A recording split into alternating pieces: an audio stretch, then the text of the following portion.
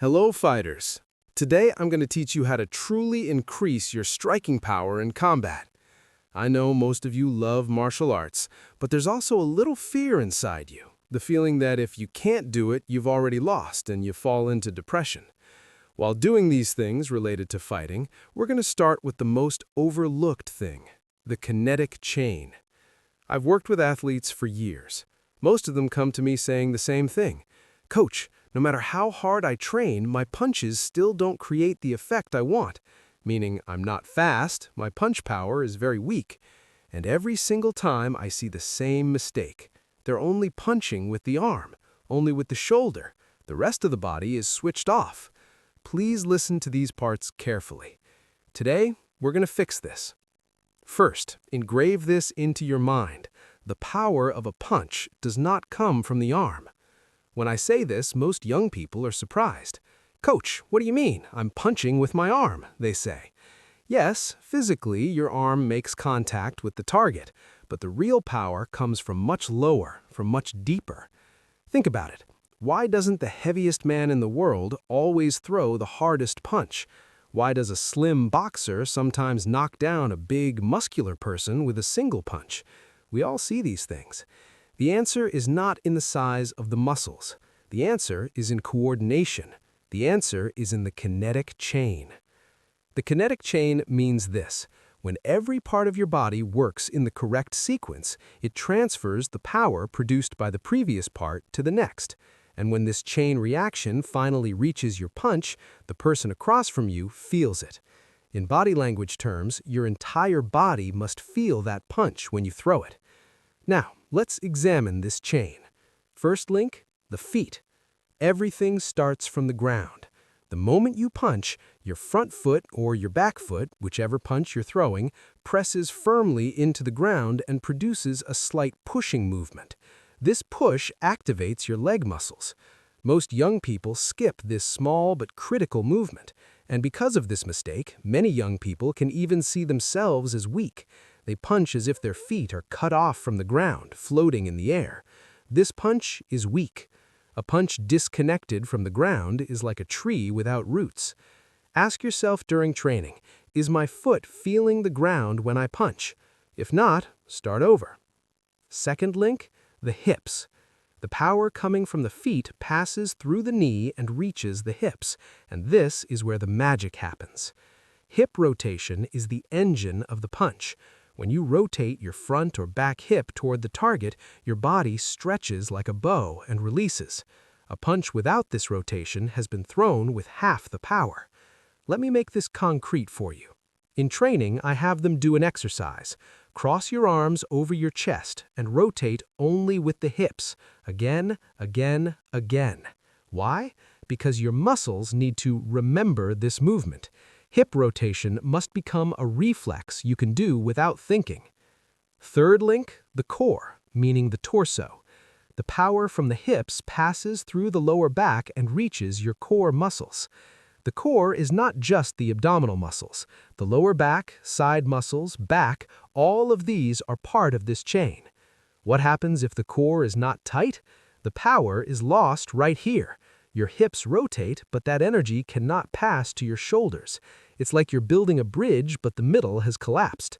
That's why you shouldn't think of abdominal and torso training as separate from combat training. Core strength is directly your punching power. Fourth link, the shoulder and arm. Finally, the power reaches from the shoulder to the arm and to the fist. But pay attention, the shoulder and arm are the last link in this chain, not the first. Most young people misunderstand this part. I produce power with my shoulder, they say. No, your shoulder transmits power. It doesn't produce it. Production happens down below. So, what happens when the chain breaks? Think of it this way. If your arm moves before your hips, the body stays behind. In this case, only the mass of your arm hits the target. But if the chain had worked in the correct sequence, the momentum of your entire body would have hit the target. The difference is enormous. I've seen this on the field countless times. Athletes with technically powerful bodies would punch much weaker due to lack of coordination. A small but coordinated athlete shook them with a single strike. Now, let's get to my training recommendations. These are simple, but if you do them, they will create a serious difference in your effectiveness. First recommendation, work slowly in front of a mirror. When you go home today, stand in front of a mirror and throw your punch in slow motion, 1 step per second. First the foot, then the hips, then the torso, then the shoulder, then the arm. Feel each step separately.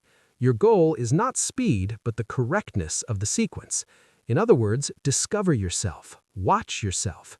If you do this exercise 3 times a week, 10 minutes a day, you will see a difference within a month. Second recommendation, single straight punch on the heavy bag.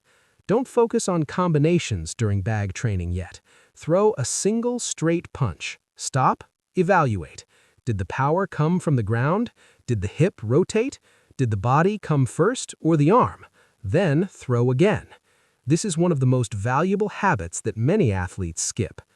Third recommendation, hip isolation exercise. Keep your arms still and rotate only your hips explosively forward. Repeat this movement for both the left and right side, 50 reps a day. This exercise teaches you how powerful an energy source the hips are. Fourth recommendation, slow sparring with a partner. Do sparring with a training partner at a very slow pace. No speed, no power, just technique.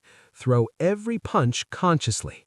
Being able to maintain correct technique under pressure ensures these techniques come out in real combat.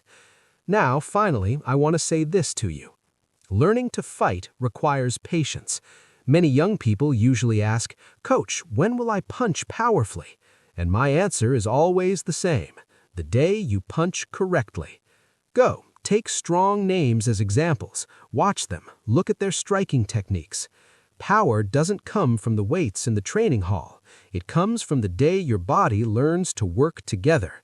And when that day comes, the person across from you will feel the difference. An athlete who understands the kinetic chain doesn't just punch harder, they punch smarter.